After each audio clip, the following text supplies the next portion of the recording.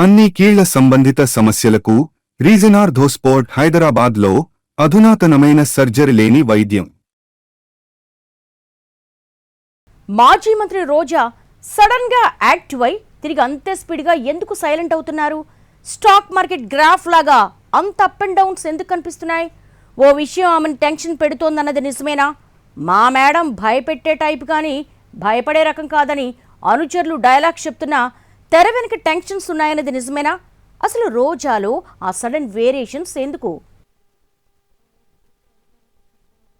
YCP fire brand leader RK Roja ఉన్నట్టుండి sudden గా ఎందుకు తెర మీదకొస్తున్నారు? మళ్ళీ ఎందుకు వెంటనే మాయమైపోతున్నారు? పొలిటికల్ సర్కిల్స్ లో ఇప్పుడిదే చర్చ. ఎన్నికల ఫలితాల తర్వాత చాన్నాళ్లు అజ్ఞాతవాసం చేసిన రోజా మొన్న మధ్య యాక్టివ్ అయ్యారు.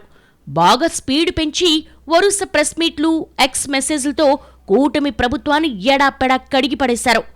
అది చూసినోళ్లంతా ఫైర్ ఈజ్ బ్యాక్ అనుకున్నారట. కానీ ఆలోగా ఆడుదాం ఆంధ్ర కార్యక్రమంలో నిధుల దుర్వినియోగం జరిగిందంటూ ప్రభుత్వం దర్యాప్తునకు ఆదేశించడంతో నాటి క్రీడాశాఖ మంత్రిగా రోజా మెడకు ఉచ్చు బిగుసుకుంటోందని అనుకున్నారు. సరిగ్గా ఆ తర్వాత నుంచే రోజా స్వరం మోగబోవడం యాదృచ్ఛికమా లేక గవర్నమెంట్ ఆడబోయేసరికి కామయ్యారా అన్న చర్చ జరుగుతోంది రాజకీయ వర్గాల్లో. సినిమాల నుంచి రాజకీయాల్లోకొచ్చిన రోజాకు సినిమా కష్టాలు మాత్రం తప్పటం లేదని మాట్లాడేసుకుంటున్నారట నిశితంగా గమనిస్తున్న వాళ్లు. 2 సార్లు ఎమ్మెల్యేగా గెలిచిన రోజాకు 2019 ఎన్నికల్లో వైసీపీ అధికారంలోకి వచ్చాక విస్తరణలో కేబినెట్ బెర్త్ దక్కింది. ఇక 2024 ఎన్నికల్లో ఓటమి తర్వాత ఆమె వైఖరి పూర్తిగా మారిపోయిందంటున్నారు పరిశీలకులు. గత ప్రభుత్వ హయాంలో క్రీడాశాఖ మంత్రిగా రోజా పనిచేసిన సమయంలో ఆడుదాం ఆంధ్ర కార్యక్రమం కింద రాష్ట్ర వ్యాప్తంగా యువతకు క్రికెట్ కిట్లు పంపిణీ చేసి పోటీలు నిర్వహించారు. ఈ ప్రాజెక్టు కోసం కేవలం 45 రోజుల్లోనే 119 కోట్లు ఖర్చు చేశారని, మొత్తం 400 కోట్ల రూపాయల నిధులను మళ్లించారన్న ఆరోపణలొచ్చాయి. దీనిపై అసెంబ్లీలో అధికార పార్టీ ఎమ్మెల్యేలు ప్రశ్నించగా ప్రభుత్వం ఏసీబీ దర్యాప్తునకు ఆదేశించింది. దీంతో ఇచ్చిన నిధులు, చేసిన ఖర్చులు, మొత్తం బడ్జెట్ లాంటి వివరాలు అన్నిటినీ సేకరిస్తున్నారు అధికారులు. ఈ ఎపిసోడ్లో నాటి సంబంధిత మంత్రిగా రోజా కీలకంగా మారడంతో బయటపడడం అంత ఈజీ కాదన్న వాదనలు వినిపిస్తున్నాయి. క్రీడాశాఖ నిధుల అక్రమ వినియోగం జరిగిందంటూ నిరూపితమైతే ఆమె మీద చట్టపరమైన చర్యలు తీసుకునే అవకాశం ఉందంటున్నారు. ఈ కార్యక్రమం కోసం భారీగా ఖర్చు చేసినా ముగింపు వేడుకకు అప్పుడు ముఖ్యమంత్రిగా ఉన్న జగన్ రాకపోవడం వంటి అంశాలను టీడీపీ నాయకులు ప్రస్తావిస్తున్నారు.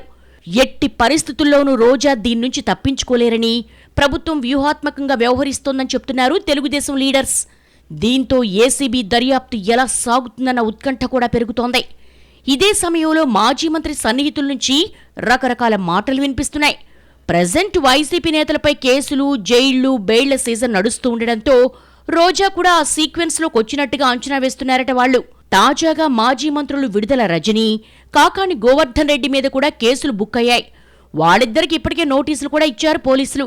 ముందస్తు బెయిల్స్ కోసం కోర్టుకెళ్లారు మాజీ మంత్రులిద్దరూ. ఈ క్రమంలో రోజా కూడా ఏ క్షణాన్నైనా నోటీసులిచ్చే అవకాశం ఉంటుందని అనుమానిస్తున్నారట. అందుకే ఆమె కూడా న్యాయ నిపుణులతో సంప్రదింపులు జరుపుతున్నట్టుగా సమాచారం. ఇదే విషయాన్ని ఆమె సన్నిహితుల దగ్గర ప్రస్తావిస్తే కేసులు ఎదుర్కోడానికి మేము రెడీ, మా మేడం భయపెట్టే రకమే గాని భయపడి కనిపించకుండా పోయే రకం కాదని అంటున్నారట. కొందరు కావాలనే తమ మీద దుష్ప్రచారం చేస్తున్నారన్నది మాజీ మంత్రి అనుచరుల వాయిస్. ఈ పరిస్థితుల్లో ఆడుదాం ఆంధ్ర కేసులో ఎలాంటి ట్విస్టులుంటాయి? అందులో రోజా ఫిక్స్ అవుతారా? ఆమె ఎలా ఎదుర్కొంటారన్నది ఆసక్తికరంగా మారింది.